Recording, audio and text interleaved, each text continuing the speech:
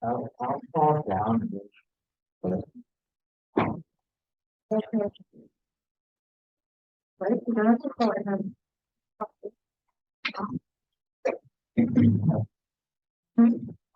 It's fine if you do.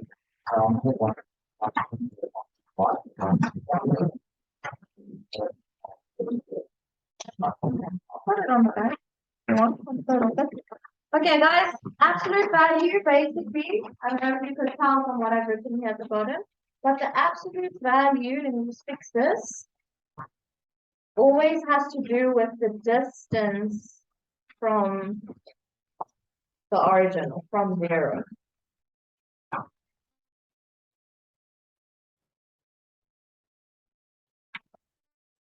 So guys, we've just done distance in analytical geometry. We're not going to do it in that sense, right? We're not actually going to have to calculate the distance using a formula.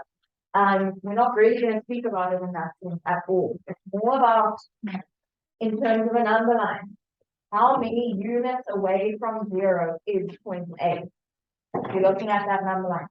How many units from zero is point A? That's one question, right? How many? So how many units? How many units from the origin is point A? 2. Even though it's at -2, the distance is still 2 units. Okay? So that's what I'm talking about. So this, do we agree that that distance is actually the same as the distance that point B is from the origin, from 0? These two distances are the same. Even though point A is at -2 and point B is at +2. The distances from the origin is the same. Right? So you just put a little 2 there, a little 2. So that's what I said in that first sentence. A and B are both 2 units away from the origin. Now guys, that distance from the origin, that is the absolute value. Okay, so now in the words I've said, the absolute value of -2 is equal to, now guys, instead of writing absolute value in words, we use this notation. It's like 2 parallel lines that you write on either side of the number. Is that the theme that's been on this week? We don't know, we've been talking about it going on. Alright, so we just use those 2 lines. And guys, as soon as you see these 2 lines on either side of a number or variable, we'll get to variables just now, you will see that that is referring to the absolute value. So, how far from 0 is -2? How far from 0 is -2? 2. So that is the absolute value of -2. It's 2.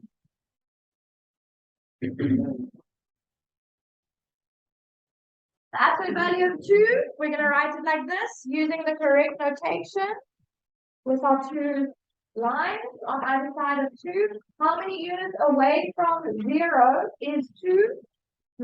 Also 2.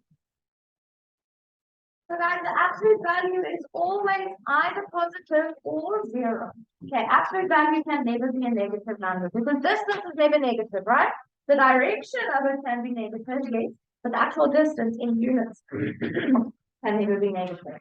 So I'm just going to add here distance from the origin. It's always positive or it can be equal to 0.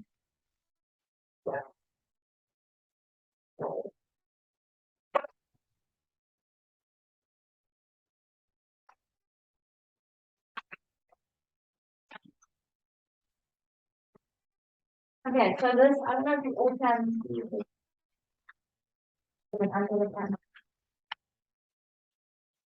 So this guy is saying, I'm sad.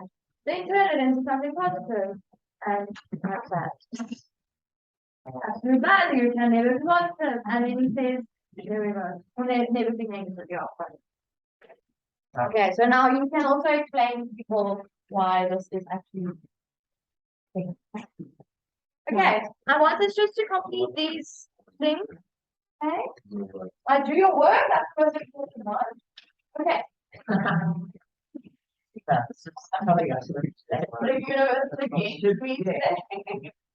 Oh, no, it's fine. Okay, guys, quickly, we're gonna pull these ones in.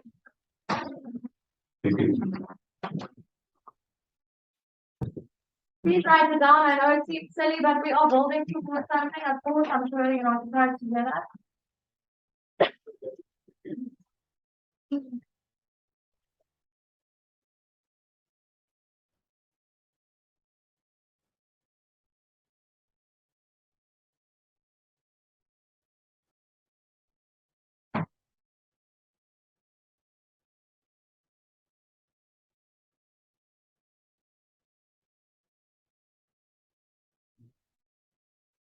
What is the absolute value of negative 8? 8. Right, the distance, the number of units that negative 8 is from 0 is 8. Okay, so that's the absolute value.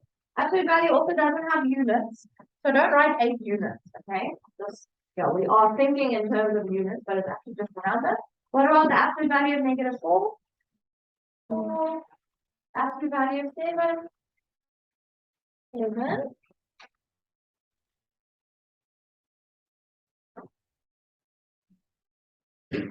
Now, if we are looking at G, I'm just going to zoom in a little bit.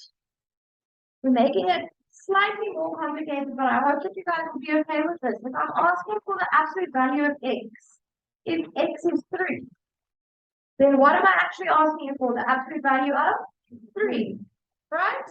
Because x is now given as 3. So this is almost like a function notation kind of thing, right? So the absolute value of x, if x is 3, is the absolute value of 3, which is 3. I just put dollar box there so you can see that.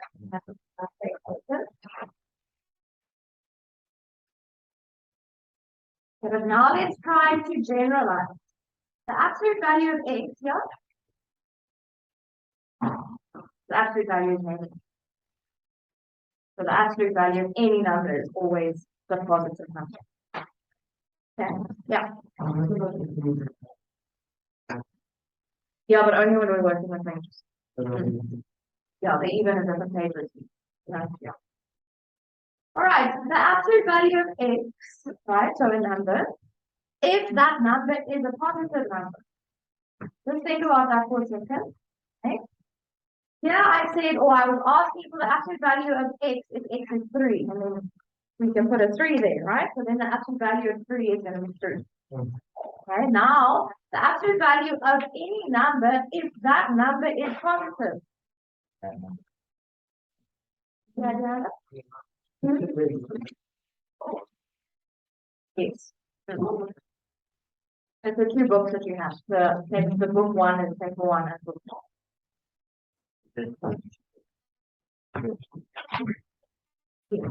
No. Sorry. Okay, what did you say here? You said it's that number, okay? Okay, I'm going to say it again, guys. The absolute value of x, if x is a positive number. So let's look at C, for example. What is the absolute value of 7? 7 is a positive number, right? The absolute value of this number was just the number. Right? Do you agree? We have the same thing here. The absolute value of 3, which is a positive number, was just 3, that number. So now the absolute value of x, if x is positive, is just going to be x. Right? It's going to be that number. If that number is positive, then the answer is going to be that number. What if that number is 0? What do you think the absolute value of 0 is? So 0.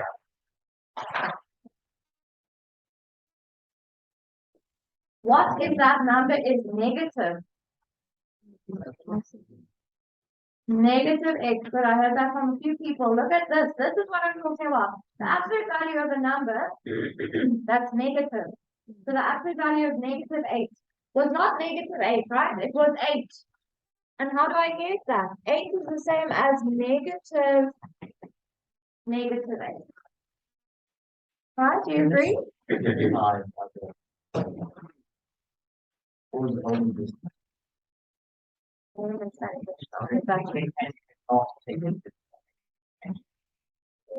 No, the concept comes from oh, I see what you're saying.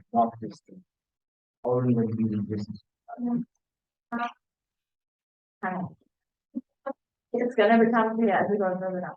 All right, guys. So if you're finding the absolute value of a number, which is negative, the absolute value is not that number. It is that number multiplied by -1. Right? Oh, sorry. I didn't notice that happened. That's what I'm trying to show there. The absolute value of -8 is actually negative 8. So what did I put here? You guys did say it, hey, negative x. So if you are being asked to find the absolute value of a number which is negative, the answer is going to be that negative number multiplied by negative. Okay, this now brings me to the formal definition of absolute value, which is actually just a combination of the last 3 points that we have here. These 3 points put together make up the formal definition of absolute value. Just want to check to see how they use it in. And this chapter is actually very early in the book. It's on page 8. It's strange.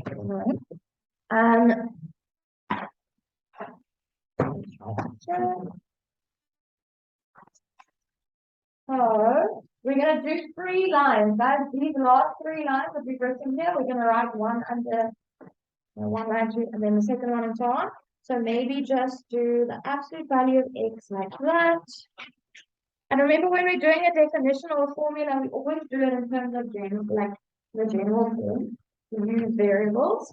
So we're going to use, and I know you guys love drawing curly brackets, or even me, that's a beautiful one. So just do it, just do a curly bracket like that.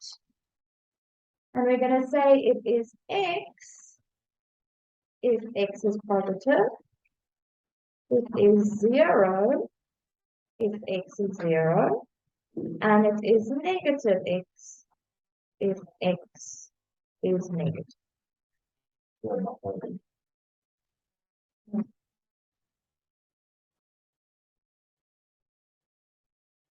And that is the formal definition of absolute value.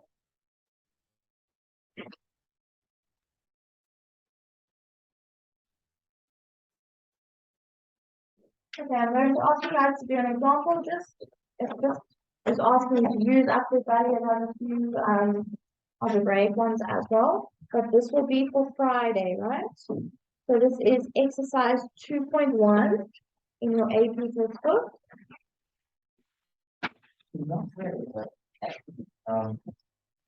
X is x greater than -1, and a negative x is x and I don't know what you're saying. That is the definition.